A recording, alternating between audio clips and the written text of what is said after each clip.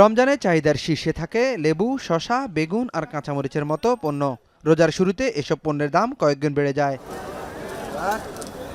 তবে এবার রমজানে সময় যত গড়িয়েছে ততই কমেছে দাম। শুরুতে যে শসার কেজি ওঠানামা করেছিল 120 থেকে 200 টাকা, এখন তা পাওয়া যাচ্ছে 40 থেকে 60 টাকা কেজি দরে।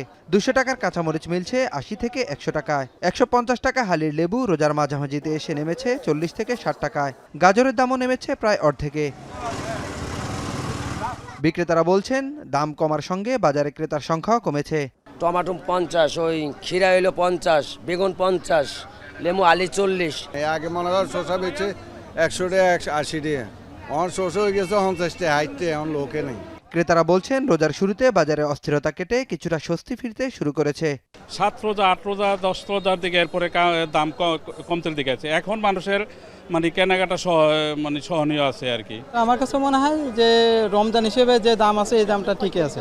উস্তা, করলা এগুলি তো অতিরিক্ত দাম, 140 টাকা কেজি, যেটা ভাবাই জানা। তবে করলা, বরবটি, সজনে সহ কিছু পণ্যের দাম এখনো নাগালের বাইরে। বিক্রি হচ্ছে 120 থেকে 200 টাকা কেজিতে। তবে হঠাৎই বেড়েছে মুরগির বাজার। 3 দিনের ব্যবধানে 180 টাকার ব্রয়লার এখন বিক্রি হচ্ছে 220 টাকা কেজি দরে, আর সোনালী মুরগি বিক্রি হচ্ছে 320 টাকায়। ব্রয়লার 210 টাকা বেশি, আর হলো এটা সোনালী ছোটা বেচতে আছি 240-50। ব্রয়লার 2-3 দিন আগে 180 টাকা ছিল, আজকে 220 টাকা বেচতে হইতেছে। আমাদের কিনাও বেড়ে গেছে, বেচতেছিও বেশি। আর সোনালী মুরগি 330 টাকা, 340 টাকা বেচা হইতেছে। এছাড়া কারওয়ান বাজারে প্রতি কেজি আলু বিক্রি হচ্ছে 16 টাকায়। পেঁয়াজের দামও কমেছে, কেজি প্রতি বিক্রি হচ্ছে 35 থেকে 37 টাকায়।